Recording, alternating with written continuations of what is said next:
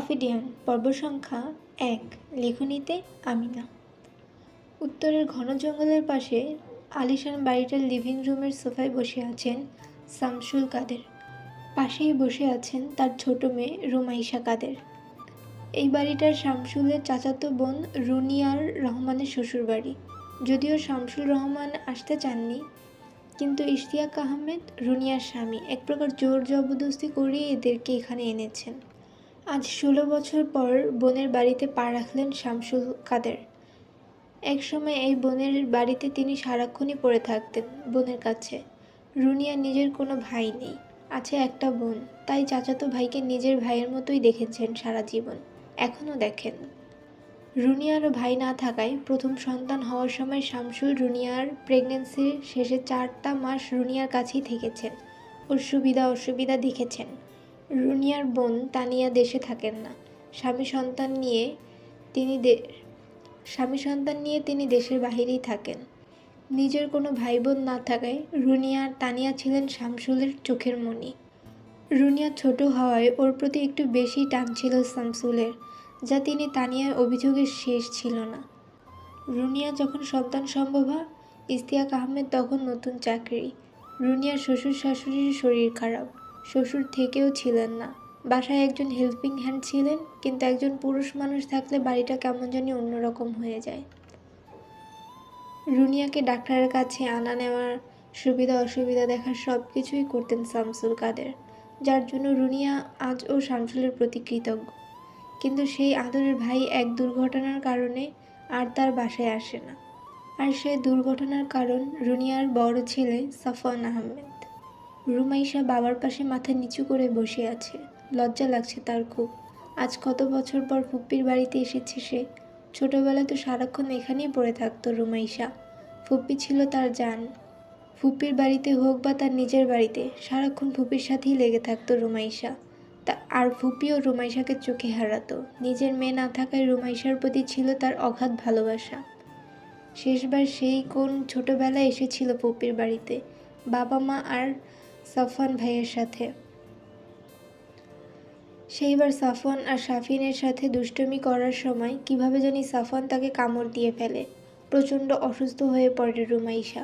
তার মনে আছে বাবা প্রচুর কাঁদছিল, আর ফুপ্পিও। মায়ের কোলের ভেতর শুয়ে মাঝে মাঝে পিটপিট করে তাকালে সে দেখতে পেত তার পরিজনদের দুঃখে ভারাক্রান্ত মুখ। সেবার সুস্থ হওয়ার পর থেকেই ফুপির বাড়িতে যাওয়া একেবারের জন্য বন্ধ হয়ে গেল তার। কেউ আর ফুপির বাড়ির নামও নেয় না, বাবাও যেতে চায় না। অথচ ওর খুব মন খারাপ হতো ফুপির জন্য। ফুপি তার খুব একটা আসতো না তাদের বাসায়, হয়তো বছরে একবার, তাও বা না। আজ কতদিন পর ও ফুপির বাড়িতে এসেছে। সাফওয়ান আর শাফিনের সাথে এরপর আর দেখা হয়নি। শাফিনের সাথে ফোনে মাঝে মাঝে কথা হলেও সাফওয়ানের সাথে এরপর আর কোনো কথা হয়নি। আর এরপর সাফওয়ান নিজের পড়াশোনার জন্য সিঙ্গাপুরে চলে যাওয়ার পর ওর সাথে কোনো যোগাযোগই হয়নি আর রুমাইশা বা ওর পরিবারের। কোনো এক অজানা কারণে বাসায় কেউই সাফওয়ানকে পছন্দ করে না, বিশেষ করে রুমাইশার মা আয়েশা খানম। কারণটা এখনও অজানা। রুমাইশাকে এভাবে চুপচাপ বসে থাকতে দেখে ইশতিয়াক আহমেদ রুমাইশাকে স্বাভাবিক করার জন্য বললেন, রুমিমা, তুই মাথা নিচু করে বসে আছিস কেন? এতদিন পর ফুপি বাড়িতে এসেছিস, কোথায় মজা করবি, সবার সাথে কথা বলবি, তা না এখানেই বসে আছিস তখন থেকে। তোর ফুপি রান্নাঘরে আছে, ওইখানে যা, ফুপির সাথে গিয়ে গল্প কর। রুমাইশা অনুমতির জন্য শামসুল কাদেরের দিকে তাকালো, কিন্তু শামসুল রুমাইশার দিকে তাকিয়ে গম্ভীর অথচ শান্ত কণ্ঠে বলে, থাক, এখন যেতে হবে না। তারপর ইশতিয়াক আহমেদকে বললেন, দুলাভাই, আমরা এখন উঠব, আপাকে বলেন কোনো আয়োজন না করতে, বসতে গেলে তখন সন্ধ্যা হয়ে যাবে। শামসুলের কথায় ইশতিয়াক আহমেদ আহত দৃষ্টিতে তাকালেন।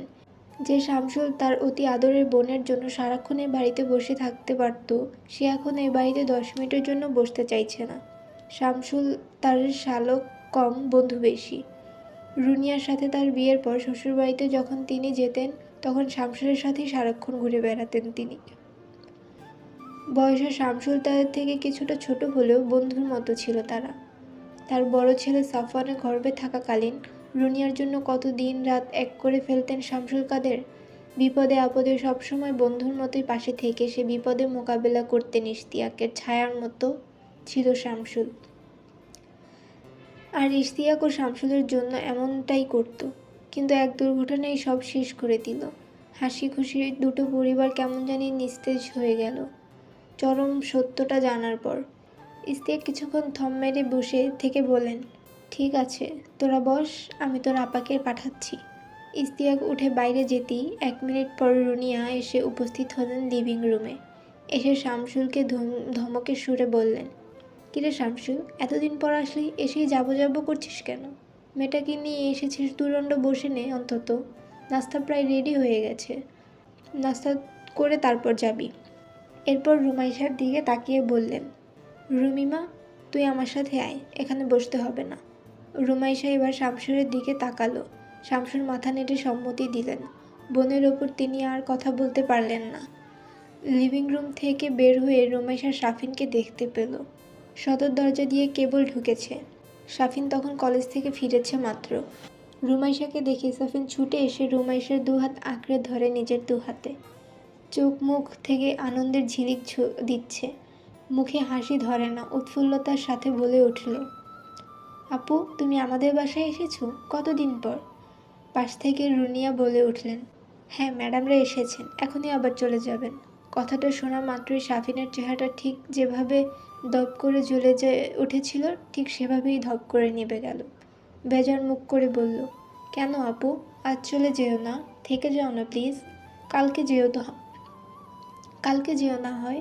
তুমি জানো বাসায় কারোর সাথে যে দুটো কথা বলবো তা কারো কোনো সময় নেই আমার জন্য। বাবা সারাদিন থাকেন অফিসে, আম্মা যান সারাক্ষণ রান্নাঘরে।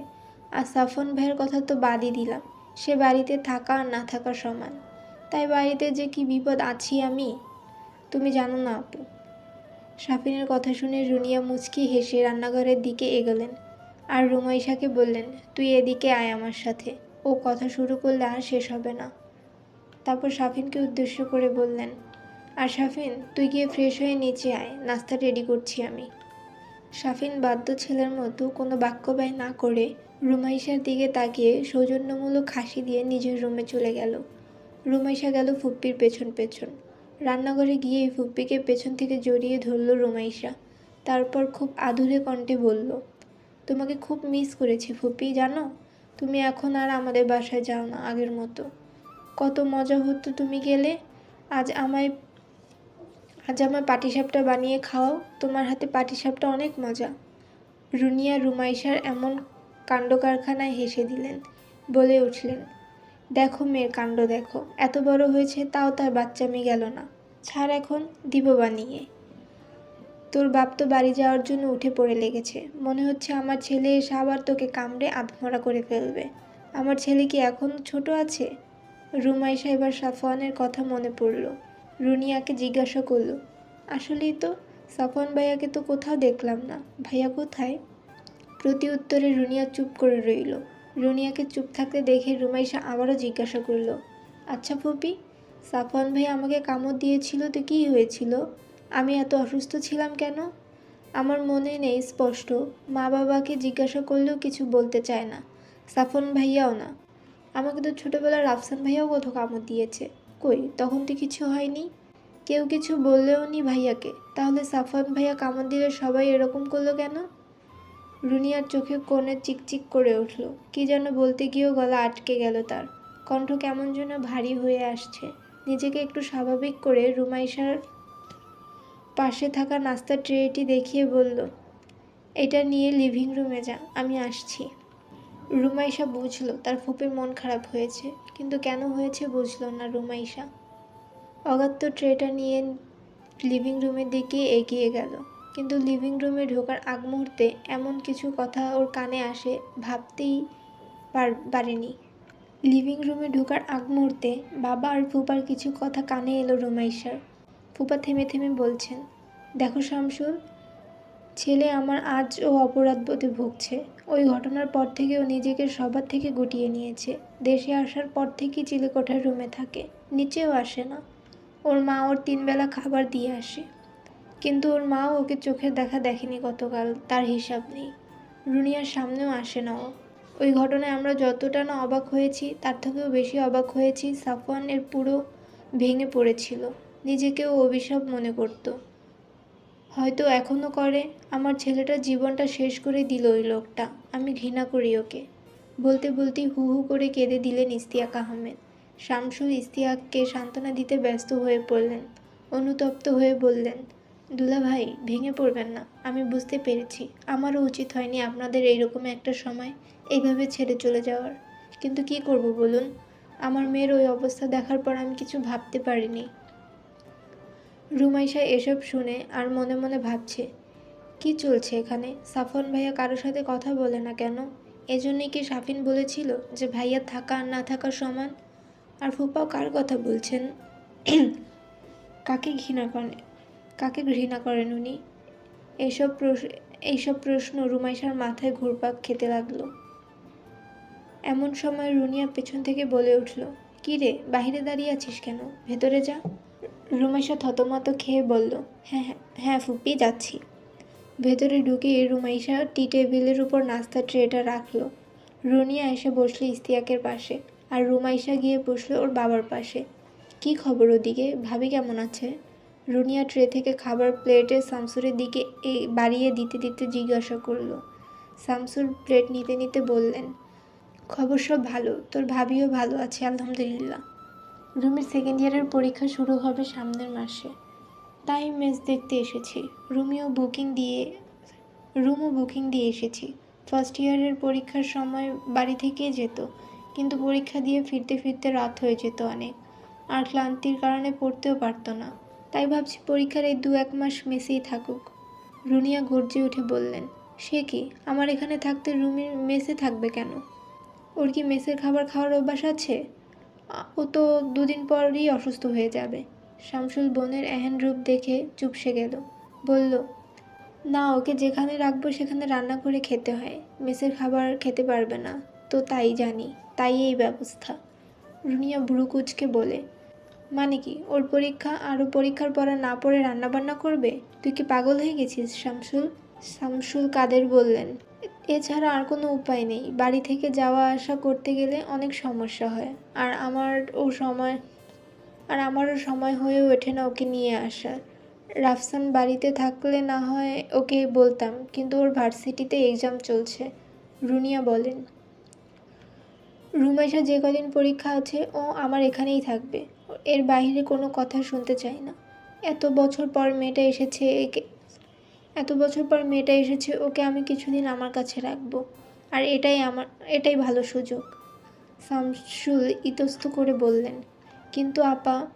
রুনিয়া শামসুলের কথা শেষ করতে দিলেন না, তার আগে বলে উঠলেন, কোনো কিন্তু ফিন্তু না, আর তুই যেটার ভয় পাচ্ছিস সেটা হওয়ার সম্ভাবনা নেই। আমার ছেলে আমার সামনেই আসে না, আর কোথায় রুমি, তুই নিশ্চিতই থাকতে পারিস। শামসুল বললেন, ঠিক আছে, আমি পরীক্ষা 2 দিন আগে ওকে এখানে দিয়ে যাব, তাহলে মেসের বুকিংয়ের টাকা ফেরত নিয়ে আসি। রুনিয়া জিজ্ঞাসা করে বললেন রুমাইশাকে, পরীক্ষা কবে থেকে? প্রতি উত্তরে রুমাইশা বলল, 2 তারিখ থেকে ফুপ্পি। 2 তারিখ? তাহলে তার 9 দিন আছে। রুনিয়া শামসুলকে বললেন, কোনো দরকার নেই রুমি এখন বাড়িতে যাওয়ার, আর তো 9 দিন আছে, এই কয়দিন ও নিজে এখানে কমফোর্টেবল করে নিক। তুই কাল ওর বই খাতা আর কিছু জামাকাপড় এনে দিয়ে যাস। শামসুল রুনিয়ার কথায় বিরোধিতা করে বললেন, না আপা, তা হয় না, আর রুমির মাও এ ব্যাপারে জানে না, ও রাগ করবে ভীষণ। আর রুমি এত আগে থেকে এখানে কি করবে? কমফোর্টেবল 2 দিনের ভেতরেই হয়ে যাবে ও, তুই চিন্তা করিস না। কিন্তু রুনিয়া মানতে নারাজ, বললেন, আমি ফোন করে আয়শাকে বলে দিচ্ছি যে রুমি আমাদের বাড়িতেই থাকছে, আমি যতটুকু পারি বুঝিয়ে বলবো, আর বাকিটুকু তুই বাড়িতে গিয়ে বুঝাস। শামসুল তবুও দোনামোনা করতে লাগলেন। এমন সময় সাফিন এলো, রুমির পাশে বসতে বসতে বলল, এত শোরগোল হচ্ছে কোন বিষয়ে? রুনিয়া সাফিনকে বলল পুরো ঘটনা। সাফিনের মুখ আনন্দে ঝিলিক মেরে উঠল। ওর রুমাইশার পাশ থেকে উঠে শামসুলের পাশে গিয়ে বসলো। এবার বসে শামসুলের হাত ধরে বলল, মামা রাজি হয়ে যাও না প্লিজ, মামিকে রাজি করার দায়িত্ব আমার আর মায়ের, আর তুমি রাজি হলেই মামি রাজি। রাজি হয়ে যাও না মামা, প্লিজ প্লিজ। এবার ইশতিয়াক আহমেদ ও এই কাজে অংশ নিলেন। তিনজনে মিলেই শামসুলকে রাজি হওয়ার জন্য পিড়াপিড়ি করতে লাগলেন। এমন সময় শামসুল বললেন, আচ্ছা রুমি যা বলবে তাই হবে। রুমি মা, তুই কি চাস বল? তুই থাকতে চাইলে থাকবি, যেতে চাইলে যাবি, তোর কথাই শেষ কথা। সবাই রুমির দিকে তাকিয়ে রইল উত্তরের আশায়। সবার অগোচরে সাফিন রুমিকে চোখ টিপ মেরে ইশারায় থেকে যাওয়ার জন্য বলে। রুমি মুখে কিছু বলল না, উঠে ফুপির পাশে বসে পড়ল। সবার মুখে ঝরঝরে হাসি ফুটে উঠল। সাফিন 2 হাত মুষ্টিবদ্ধ করে উঠিয়ে আবার নিচে নামিয়ে নিঃশব্দে বলল, ইয়েস। শামসুল কাদের বললেন, ঠিক আছে, মেয়ে যখন বলছে তখন আর কি করার। আমি কালোর জিনিসপত্র দিয়ে যাব, এখন আমি উঠি। অতঃপর রুমাইশার দিকে তাকিয়ে বললেন, সাবধানে থাকিস মা। আর রুনিয়াকে বললেন, আমার মেয়েকে দেখে রাখিস, ওকে কিন্তু তোর ভরসায় রেখে যাচ্ছি। রুনিয়া শামসুলকে আশ্বস্ত করে বললেন, তুই কোনো চিন্তা করিস না, তোর মেয়ে আমার কাছে সেফ অ্যান্ড ফাইন থাকবে, তুই নিশ্চিন্তে থাকতে পারিস। শামসুল কাদের মেয়ের দিকে একবার তাকিয়ে গেটের দিকে এগোলেন বাড়ি ফেরার জন্য। দোতলায় সাফওয়ানের রুমটা অনেক দিন ধরেই খালি পড়ে আছে। সাফওয়ান এখন চিলেকোঠার রুমে থাকে, তাই দোতলার খালি রুমটা রুমাইশাকে গুছিয়ে দিল রুনিয়া। দেয়ালের পাশে ঘেঁষে ঘুমানোর জন্য একটা বেড, আর সাথে দেয়ালের পাশে ঘেঁষে একটা টেবিল চেয়ার। বিছানার শেষ প্রান্তে একটা ড্রেসিং টেবিল, আর পড়ার টেবিলের পাশে ছোট আলমারি। আপাতত এইটুকুই। রুমে রুমাইশার জন্য পড়ার সুন্দর পরিবেশ করে দিলেন রুনিয়া। রুমাইশার ডান পাশের রুমটা সাফিনের। রুনিয়া রুমাইশার অভয় দিয়ে বললেন, সাফিন অনেক রাত জেগে পড়ে। কিছু মাস পরেই ওর ইন্টারমিডিয়েট ফাইনাল এক্সাম। তোর ভয় করবে না, আর ভয় পেলে আমাকে বা সাফিনকে ডাকিস, আমি নিচেই আছি, দরকার হলে ফোন দিস। আর সাফিনকে আমি বলে দিচ্ছি, তুই যতক্ষণ জেগে থাকবি ততক্ষণ যেন সাফিনও জেগে থাকে। রুমাইশা মাথা নাড়িয়ে বলল, আচ্ছা ফুপি, আমার ভয় করবে না, আর করলেও তোমাকে জানাবো। আর অ্যাটাচ বাথরুম আছে তো, আমার কোনো সমস্যা হবে না। রুমাইশাকে ঘুমাতে বলে রুনিয়া চলে গেলেন নিচে নিজের রুমে। সারাদিন অনেক ধকল